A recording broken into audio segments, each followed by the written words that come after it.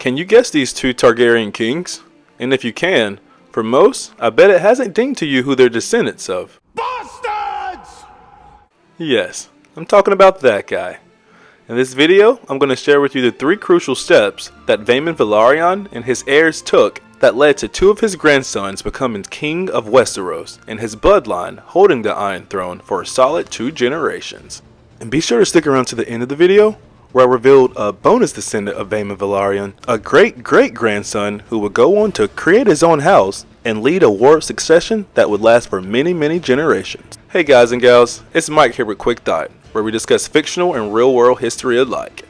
On House of the Dragon, legitimate blood rights and inheritance is undoubtedly at the forefront of the Westerosi power struggle for the Iron Throne. Many have strived to interbreed with the Targaryens for not only power, status, but of course dragons, for many decades, with most having little to no luck.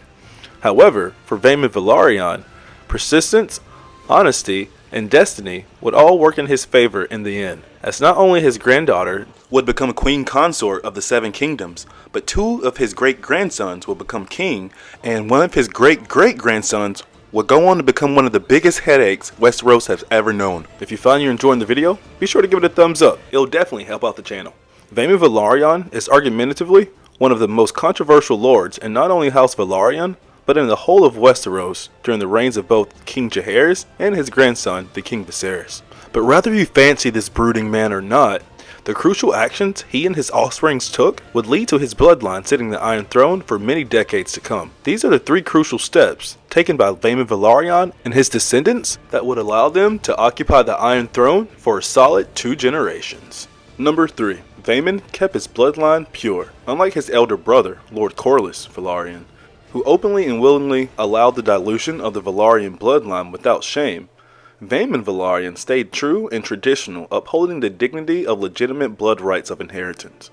If we know anything about Sir Vaemond Velaryon, we know he definitely does not fancy bastards. Specifically speaking, his would-be nephews Jace, Luke, and Joffrey Velaryon. So much so that his blatant and yet distasteful honesty towards them in front of the king cost him his life. However, before his life was taken, Vaemond made sure to sow the seed of the epitome of the claim he died for, a legitimate non-bastard son who would be named Daeron Velaryon. Maybe it's just me, but it seems like HBO has some sort of beef against the Daerons, as Alicent's son, Daeron Targaryen, and Vaemond's son, Daeron Velaryon, have both been cut from season 1 of the show. Number 2. Mended broken ties with the crown. Clearly, after that interesting performance, to say the least, by Sir Vaemond Velaryon, his sons and heir could definitely expect an uphill battle when it came to mending ties with the crown.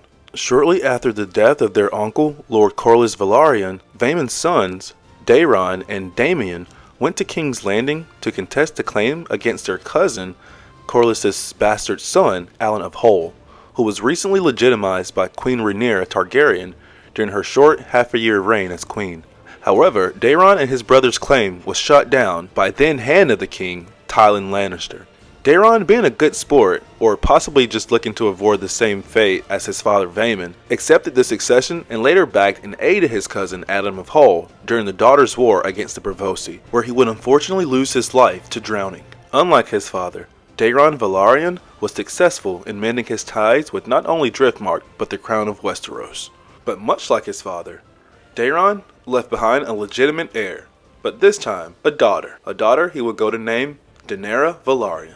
A daughter who would also go on to have one of the most grounded legacies in all of Westeros. And last but certainly not least, number 1. Faith and patience. Vaemond's granddaughter, Daenerys Velaryon, was placed with the responsibility of not only honoring and upholding her father and grandfather's legacy, but keeping faith that honor and decency would ultimately prevail in the end. And in 133 AC, that's exactly what happened for Vaemond Velaryon and his legacy. Rhaena and Baeley Targaryen brought forth a 6-year-old girl before their half-brother, Aegon III, telling him, "We have found your queen."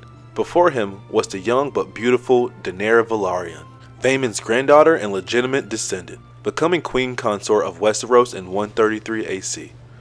For the patience Vaemond lacked, his granddaughter Daenerys possessed. When Daenerys was finally old enough to consummate the marriage, with her husband 7 years her senior, she gave him 5 children, 2 in which would become reigning kings of Westeros. Daeron the First Targaryen, or the Young Dragon, and his brother, Baelor the First Targaryen, better known as Baelor the Blessed. Yes guys, you heard that right. Both Baelor the Blessed Targaryen and Daeron the Dragon are great-grandsons of the infamous Vaemond Velaryon.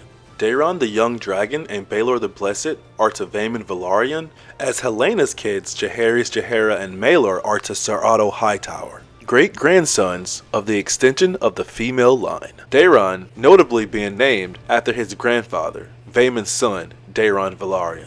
Vaemond's line ended when his grandson, Baelor the Blessed, died without any legitimate heirs, and his uncle and prior hand of the king, Viserys II Targaryen, son of Rhaenyra and Daemon Targaryen, ascended the throne at the age 49. Or did Vaemond's bloodline actually die out?